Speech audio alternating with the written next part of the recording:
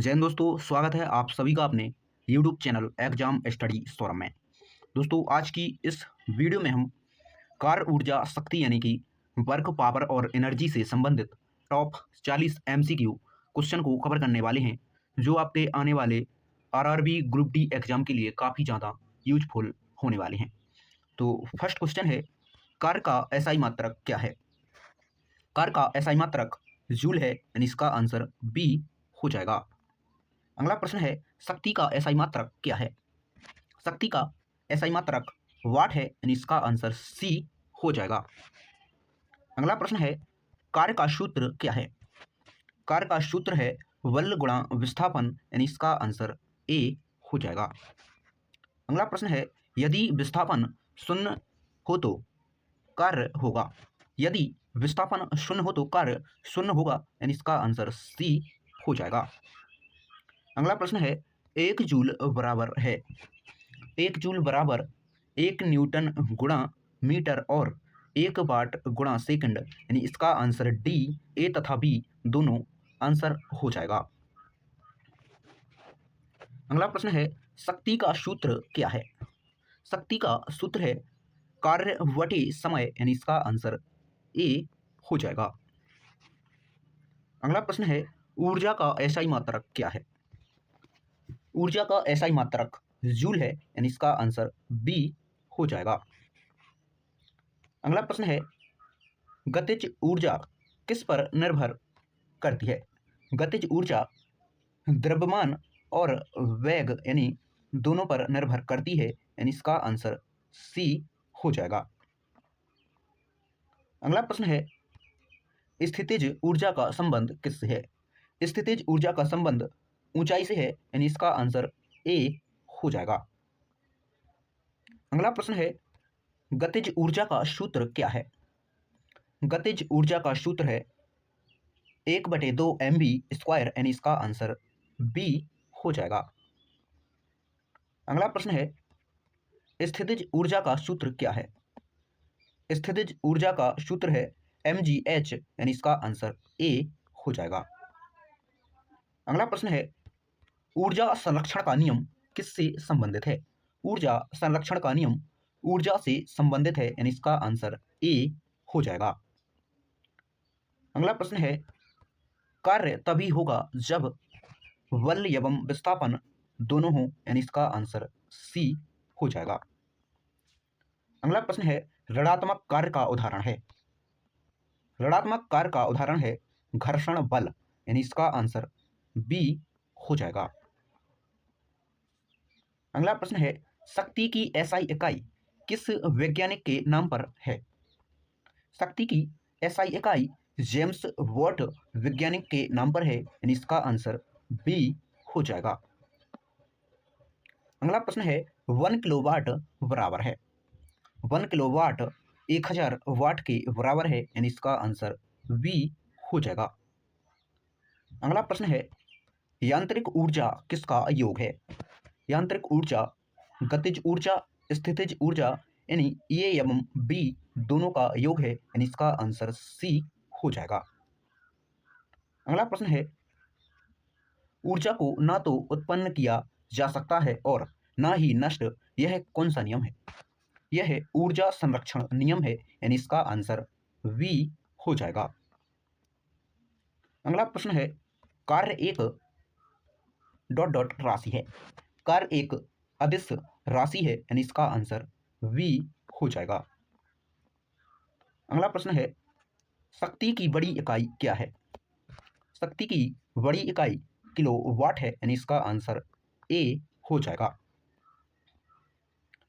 अगला प्रश्न है, कार्य का मान कब धनात्मक होता है? कार्य का मान बल एवं विस्थापन एक ही दिशा में हो जब धनात्मक होता है, यानी इसका आंसर ए हो जाएगा। अगला प्रश्न है, कार्य का मान ऋणात्मक कब होता है? कार्य का मान ऋणात्मक बल एवं विस्थापन विपरीत दिशा में हो, यानी इसका आंसर बी हो जाएगा। अगला प्रश्न है, कार्य का मान शून्य कब होता है? कार्य का मान शून्य बल या विस्थापन जबकि शून्य हो जब कार्य का मान शून्य होता है, यानी इसका आंसर सी हो जाएगा। अगला प्रश्न है, किसी वस्तु की गतिज ऊर्जा दोगुनी करने के लिए उसका वेग लगभग कितना करना होगा? किसी वस्तु की गतिज ऊर्जा दोगुनी करने के लिए उसका वेग लगभग अंडर रूट 2 गुना करना होगा, यानी इसका आंसर सी हो जाएगा। अगला प्रश्न है, स्थितिज ऊर्जा किस कारण उत्पन्न होती है? स्थितिज ऊर्जा स्थिति या ऊंचाई के कारण उत्पन्न होती है, यानी इसका आंसर बी हो जाएगा।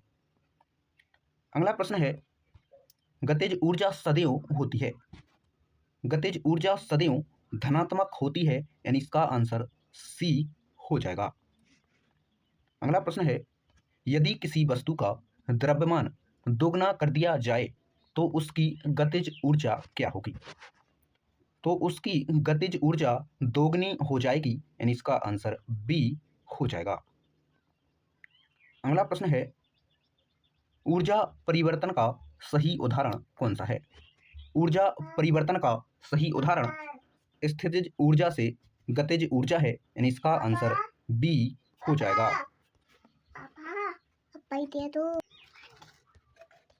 अगला प्रश्न है, जल विद्युत संयंत्र में किस ऊर्जा का उपयोग होता है?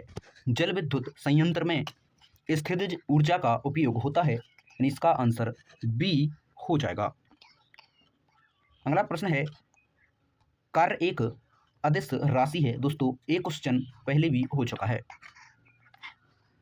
अगला प्रश्न है, शक्ति मापने का एसआई मात्रक है। शक्ति मापने का एसआई मात्रक वॉट है, यानी इसका आंसर वी हो जाएगा। अगला प्रश्न है, 1 अश्वशक्ति यानी हॉर्स पावर लगभग कितने वाट के बराबर होता है? 1 अश्वशक्ति हॉर्स पावर 746 वाट के बराबर होता है, यानी इसका आंसर बी हो जाएगा। अगला प्रश्न है, मुक्त रूप से गिरती हुई वस्तु में कौन सी ऊर्जा होती है? मुक्त रूप से गिरती हुई वस्तु में गतिज ऊर्जा बढ़ती है, यानी इसका आंसर सी हो जाएगा। अगला प्रश्न है, ऊर्जा का संरक्षण किस प्रणाली में लागू होता है? ऊर्जा का संरक्षण बंद प्रणाली में लागू होता है, यानी इसका आंसर ए हो जाएगा। अगला प्रश्न है, किसी वस्तु का वेग शून्य होने पर उसकी गतिज ऊर्जा होगी। किसी वस्तु का वेग शून्य होने पर उसकी गतिज ऊर्जा शून्य हो जाएगी, यानी इसका आंसर बी हो जाएगा। अगला प्रश्न है, कार्य का विमीय सूत्र है। कार्य का विमीय सूत्र ml² t - है, यानी इसका आंसर ए हो जाएगा। अगला प्रश्न है, ऊर्जा का विमीय सूत्र है।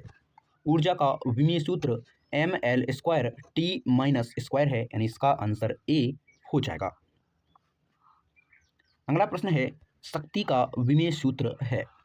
शक्ति का विमीय सूत्र ml² t - है, यानी इसका आंसर ए हो जाएगा। अगला प्रश्न है, कार्य की दर को क्या कहते हैं?